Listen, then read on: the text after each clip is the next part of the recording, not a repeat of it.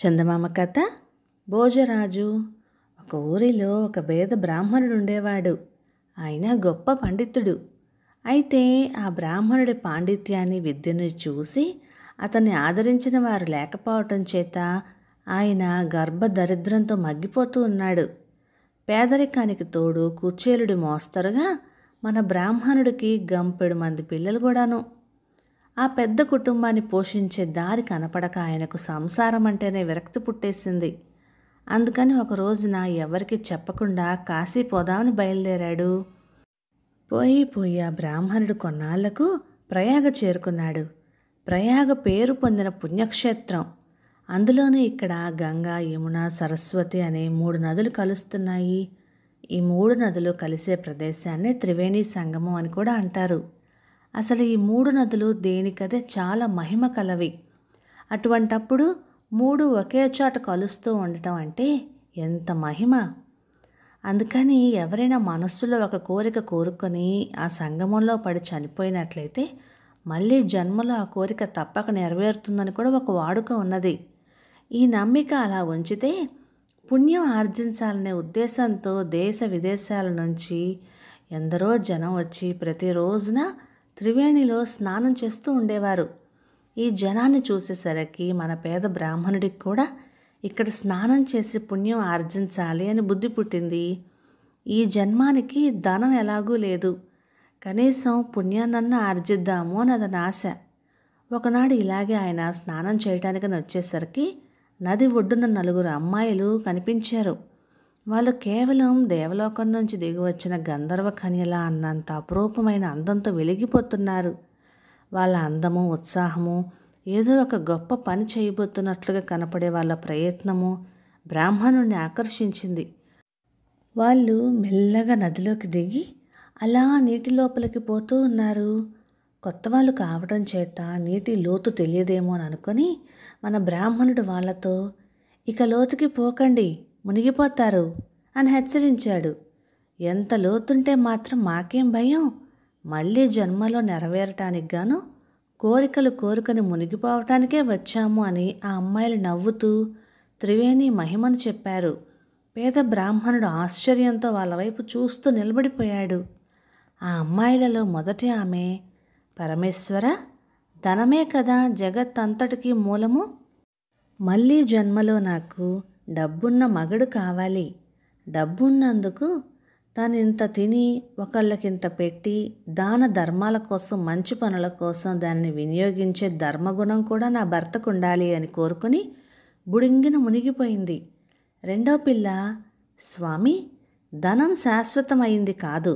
విద్య ఉన్నట్టయితే ధనము, కీర్తి దాని వెంబటే వస్తాయని పెద్దలు అంటారు. కనుక నాకు మళ్ళీ జన్మలో విద్వాంసుడు, పండితుడు, కవి అయినటువంటి మహానుభావుడు భర్త అయ్యేటట్టుగా వరం అనుగ్రహించు అని కోరుకొని ఆమె బుడుంగును మునిగిపోయింది. మూడవ ఆమె, ఎప్పుడైనా ధనము, విద్య కలిసి ఉన్నప్పుడే మానవుడి జీవితం రాణిస్తుంది. వీటికి తోడు అధికారం కూడా ఉన్నవాడైతే ఇక కావలసింది ఏముంది? అందుచేత ధనవంతుడు, విద్యావంతుడు అయిన ఒక రాజుని నాకు వచ్చే జన్మలో పతిగా చేయి స్వామి అని కోరుకొని ఆమె కూడా బుడింగన మునిగిపోయింది.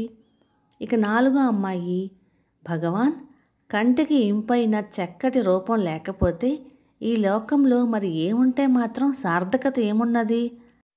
అన్నీ అందం తర్వాతనే. కనుక దబ్బపండు వంటి పచ్చటి శరీర ఛాయతో, పొన్నమి చంద్రుని వలె కలకలలాడే ముఖంతో, మన్మధుని వంటి సౌందర్యం కల భర్తను నాకు మళ్ళీ జన్మలో ప్రసాదించు ప్రభు అని అంటూ బుడుంగున మునిగిపోయింది. ఇలా చిత్రంగా మనోవాంఛలు నెరవేర్చుకోవటానికి ఆ 4 అమ్మాయిలు నవ్వుతూ గంగమ్మ తల్లిలో ప్రాణాలు అర్పించడం చూసి బ్రాహ్మణుడి మనస్సులో అనేక భావాలు పరుగులెత్తినాయి. వాళ్ళ సాహసానికి అతను ఆశ్చర్యపోయాడు. అతనికి కూడా ఏదో ఒక కోరిక కోరుకొని చచ్చిపోదామన్న ఆలోచన కలిగింది. అయితే ఏ కోరిక కోరుకోవాలి? ఈ జన్మంతా తాను దరిద్రంతోనే బాధపడవలసి వచ్చింది కనుక మళ్ళీ జన్మలో ధనవంతుని కావాలని కోరుకోవాలా? లేదా ఇప్పటి మోస్తరు గయ్యాలి పెళ్ళాం కాకుండా అనుకూలవతి కావాలని కోరుకోవాలా? బ్రాహ్మణుడికి చాలాసేపు ఏది తెగలేదు. ఇంతలో అతనికి ఆ అమ్మాయిల కోరికలు జ్ఞాపకం వచ్చాయి. అయినా ఇంత ఆలోచన ఎందుకు? జీవితంలో మానవులు కోరవలసినవన్నీ ఆ నలుగురు అమ్మాయిలు కోరనే కోరారు కనుక తనకు శ్రమే తప్పింది అని అనుకొని ఆ పేద బ్రాహ్మణుడు అంగాస్త్రం నడుముకి బిగించి నదిలోకి దిగాడు. దేవా, నాది ఒక్కటే చిన్న కోరిక ఉన్నది. ఇప్పుడు కోరికలతో మునిగిపోయిన ఆ నలుగురు కన్యలకు నేను వచ్చే జన్మలో భర్తనయ్యేటట్టుగా అనుగ్రహించు అని అతను ఆ గుండంలో మునిగిపోయాడు. వాళ్ళ కోరికల ప్రకారం మళ్ళీ జన్మలో ఆ అమ్మాయిలు నలుగురు 4 రాజకుటుంబాలలో జన్మించారు. బ్రాహ్మణుడు దారానగరంలో సింధుల మహారాజు కుమారునిగా పుట్టాడు. ఆయనే మన దేశంలో కీర్తి గడించిన భోజమహారాజు. ఆ నలుగురు అమ్మాయిలు సుగంధి, పద్మగంధి, కనకవతి, చంద్రప్రభ అనే పేరులతో భోజమహారాజుకు రాణిలయ్యారు. కథ సమాప్తం.